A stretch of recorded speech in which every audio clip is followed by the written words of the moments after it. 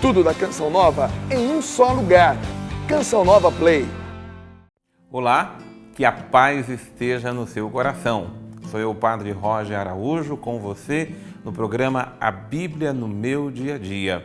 É o nosso estudo orante da Palavra de Deus que fazemos aqui na TV Canção Nova. Uma oportunidade para crescermos na intimidade com a Palavra de Deus que vem alimentar, acalentar, direcionar o nosso coração e a nossa vida. Nos colocamos na presença do Senhor, pedindo que sua luz, sua graça, o seu amor possa conduzir nossos passos e iluminar o nosso coração. Nos colocamos diante da tua presença, Senhor, e suplicamos a tua bênção. Suplicamos o teu amor generoso, Senhor, para que esteja agora diante de nós, para que a tua palavra seja mestre em nossa vida, seja direção e guia para a nossa existência.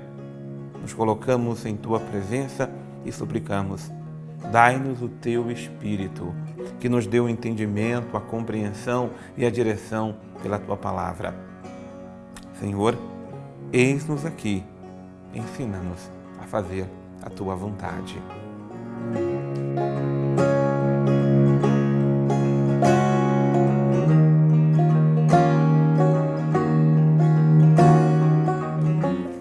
A palavra de Deus que guia os nossos passos hoje é de Mateus capítulo 5, versículos de 20 a 26. Dentro do conhecido Sermão da Montanha, vamos pegar um trecho fundamental para iluminar a nossa vida moral, a nossa conduta e a direção de toda a nossa vida. Então, Mateus 5, de 20 até o versículo 26. Assim diz a palavra de Deus. Eu vos digo, se vossa justiça não for maior do que a dos escribas e dos fariseus, não entrareis no reino dos céus. Ouvistes o que foi dito aos antigos, não cometerás homicídio. Quem cometer homicídios deverá responder no tribunal. Ora, eu vos digo que todo aquele que tratar seu irmão com raiva deverá responder no tribunal. Quem disser ao seu irmão imbecil deverá responder, portanto, perante o sinédrio. Quem chamar seu irmão de louco poderá ser condenado ao fogo do inferno. Portanto, quando estiveres levando a tua oferta ou a tua oferenda ao altar, e ali te lembrares que teu irmão tem algo contra ti, deixa a tua oferta diante do altar. Vai primeiro reconciliar-te com teu irmão, só então vai apresentar a tua oferenda. Procura reconciliar-te com teu adversário enquanto ele caminha contigo para o tribunal. Senão o adversário te entregará ao juiz, o juiz te entregará ao oficial de justiça e tu serás jogado na prisão. Em verdade te digo, dali não sairás enquanto não pagares o último centavo. Na riqueza da palavra de Deus no dia de hoje, eu queria, na verdade, saborear cada versículo, cada palavra que vem hoje ao nosso encontro. Logo no versículo 20 tem um princípio. Se vossa justiça não for maior do que a dos escribas e fariseus, não entrareis no reino dos céus. É um princípio, porque ali tem a lógica divina para a nossa vida. Primeiro, nós temos que ser justos, praticar a justiça. Contudo, nossa justiça precisa ser maior do que dos escribas, conhecedores como são da lei, e dos fariseus, que procuram observar a lei da forma como querem, ou de acordo com os seus próprios interesses. Ora, não basta conhecer a lei de Deus e não basta observá-la do jeito que queremos. A nossa justiça tem que ser justiça sensata, divina, iluminada por Deus. Por isso, nós vamos agora ver os princípios da justiça de Deus aplicadas para a nossa vida. A ordem de Deus no versículo 21, não cometerás homicídio. É uma ordem de Deus. Está lá já nos 10 mandamentos, está lá no livro do Deuteronômio, está lá no livro do Êxodo, está lá no livro do Levítico, aquele ordenamento de Deus para não matar, não cometer homicídio, não tirar a vida de ninguém. Mas desculpa, não podemos ser fariseus e nem podemos ser doutores da lei. Não podemos ser escribas. Ora, a compreensão do não matar não é simplesmente eu matar literalmente alguém, como Caim matou Abel, por exemplo. O que diz a palavra? Ora, versículo 22. Aí tem uma sequência de princípios. Todo aquele que tratar seu irmão com raiva deve responder no tribunal. A raiva já é um princípio de homicídio. É duro escutar isso, né? Mas é uma verdade que nós muitas vezes não tomamos consciência dela. E o princípio da lógica divina, do amor divino, não foi simplesmente prevenir a morte, enquanto eu levo a tirar a vida de alguém. Não, alguém só mata alguém porque primeiro teve raiva daquela pessoa. São raivas acumuladas, são ódios que vão se formando dentro do coração humano que leva depois o outro a cometer a tragédia. Ora, se o princípio do homicídio é a raiva, então todo aquele que trata o seu irmão com raiva já deve responder ao tribunal de Deus. Então a palavra de Deus ela já tem que ser cura para nós agora de todos os sentimentos de raiva que nós alimentamos uns contra os outros. E às vezes parece raiva simples, mas não é tão simples assim não.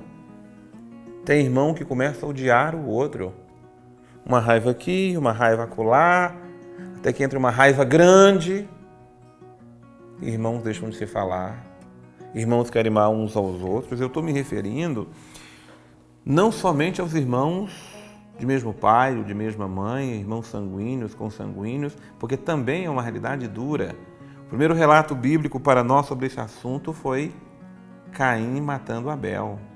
Que duro, que tristeza. Desde então, irmãos odiar irmãos, mas irmãos na fé, irmãos na caminhada, irmãos enquanto nós filhos de Deus. Nada pode ser mais trágico para a relação dos homens uns com os outros do que o ódio. O ódio é o desdobramento da raiva acumulada. Tratemos das raivas que sentimos uns dos outros. Ai, que raiva, ai, que ódio.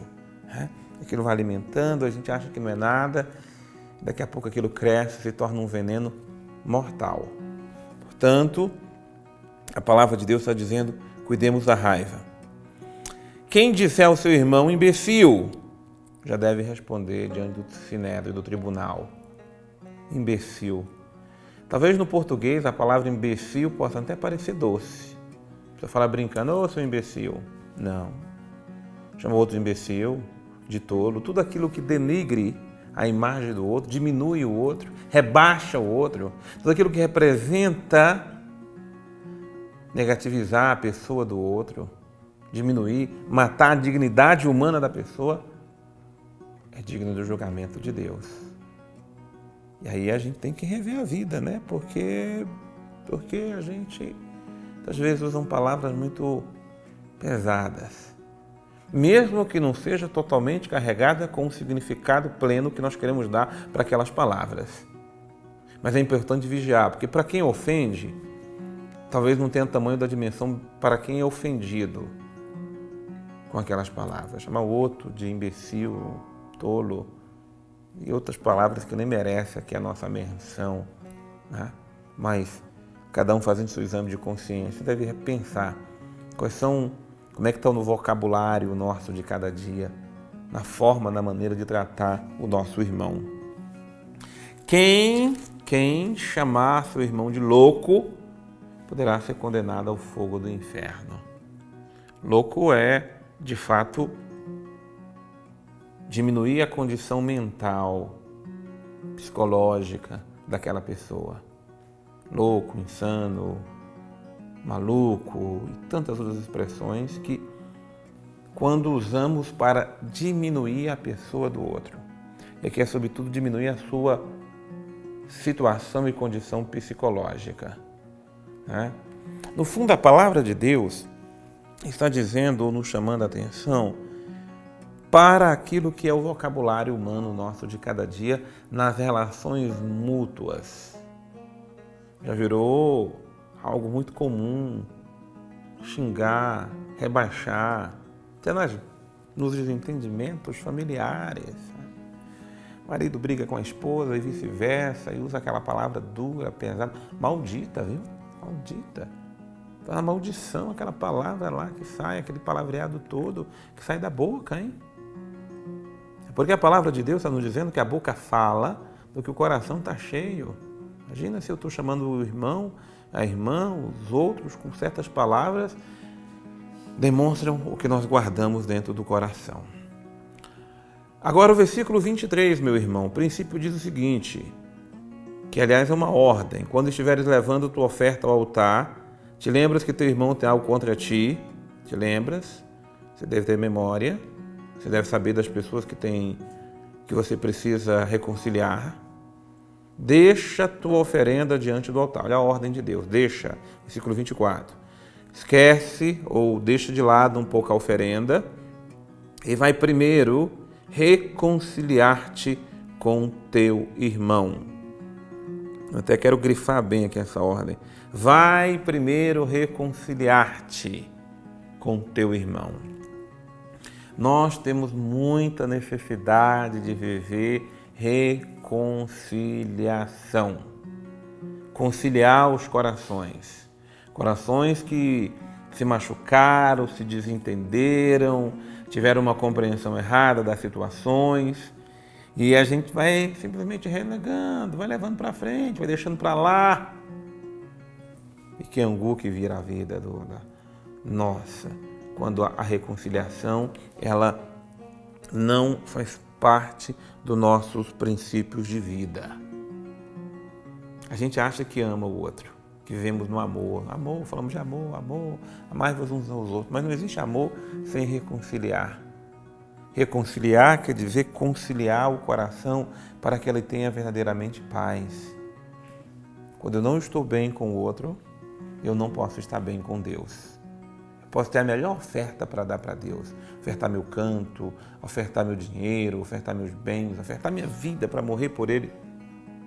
Mas se eu não promovo a reconciliação, como é que eu vou ter comunhão com Deus? Tem gente que consegue, não sei explicar como, mas no princípio da palavra de Deus, não existe comunhão sem reconciliação dos irmãos uns com os outros. Que beleza é a palavra de Deus iluminando o nosso coração. Vamos agora pedir aí ao Padre Xavier para que também se junte a nós no crescimento, na compreensão da palavra de Deus que vem ao nosso coração. O Evangelho que hoje nos é apresentado nos coloca diante de uma realidade importante, já recordada ali, inclusive no Antigo Testamento, que de nada adianta a prática da piedade se antes não houver a caridade. E aqui, nesse trecho interessante do Evangelho de São Mateus, Jesus faz questão de dizer que alguém que vai apresentar alguma oferenda diante de Deus deve primeiro reconciliar-se com seu irmão se o irmão tiver alguma coisa contra ele. Veja que é uma caridade, mas é uma caridade bem ativa. Não é se eu tenho alguma coisa contra a pessoa, mas se ela tem alguma coisa contra mim. É claro que nem sempre isso vai ser possível. Depende muito de quem está do outro lado, se é aberto ou se não é aberto, mas de qualquer forma existe a necessidade de se observar isso. Que antes de mais nada, Deus deseja a paz e a harmonia entre a gente. Esse é o verdadeiro sacrifício a ser oferecido. Se não é assim, não adianta de nada apresentar nenhuma oferenda nem nenhuma outra coisa. Aqui é onde Jesus diz que é preciso superar a justiça dos fariseus. E o que é a justiça dos fariseus? É alguém que cumpre regras e, porque as faz bem, se considera uma pessoa importante e que faz bem as coisas. É interessante isso? É claro que é interessante. É melhor uma pessoa que faz o bem, mesmo que seja cumprindo uma regra, do que alguém que faça o mal. É bem melhor que seja assim. Mas isso ainda é pouco. É por isso que Jesus faz questão de colocar diante de nós uma opção que nós precisamos fazer, que é aquela que lembrava, inclusive, Mamãe Margarida, como é chamada, a mãe de Dom Bosco, que não tinha tempo direito para rezar, não tinha tempo por um monte de coisa, porque no começo ali dos salesianos, Dom Bosco, com tanto jovem, tanta coisa, tanto trabalho, não conseguia, começava a rezar, chegava alguém com problema e era assim o tempo todo. E aí, quando ela é interrogada em relação à questão da oração, ela diz que ela está trocando Deus por Deus. E é interessante quando a gente consegue fazer isso mesmo, né? Conseguimos, inclusive, ter a nossa oração, às vezes incomodada, pela necessidade de assistência aos outros, que é o que está acontecendo aqui no Evangelho de São Mateus, dito aqui por Jesus. A oferta mais bonita que temos a oferecer a Deus é a renúncia, às vezes, do nosso fazer questão das coisas, para que a gente possa gerar um espaço de envolvimento para os outros. O que os fariseus pensavam era que o mero cumprimento de práticas fosse suficiente para resolver a vida de alguém. E no final das contas não é isso. Tudo nos conduz ao amor.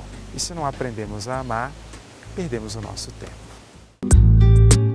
Que graça é a palavra do Senhor. Palavra que nos conduz à reconciliação. Palavra que conduz o nosso coração a procurar viver reconciliados uns com os outros. No mundo tão dilacerado por discórdias, por brigas, por desentendimentos, por acusações, nós renunciamos a esse espírito mundano, Senhor.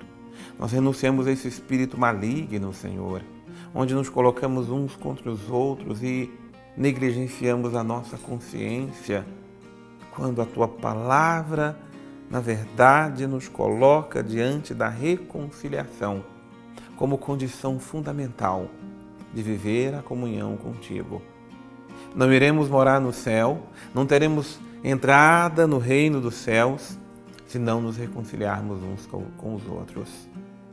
Ensina-nos, Senhor, a viver a reconciliação. Ensina-nos, Senhor, a parar de fingirmos que estamos nos amando uns aos outros e a viver um amor sincero, verdadeiro, autêntico, sem fingimento, sem sombras, sem engano, sem fantasias, sem ilusões. Que a Tua graça abra o nosso coração para vivermos a reconciliação como condição fundamental do Teu seguimento. Que a Tua graça nos abençoe, em nome do Pai, do Filho e do Espírito Santo. Muita paz, muita ternura no seu coração, muito amor divino, iluminando, abençoando a sua vida com a palavra do Senhor. Eu te espero no nosso próximo programa, A Bíblia no Meu Dia a Dia. Deus abençoe você.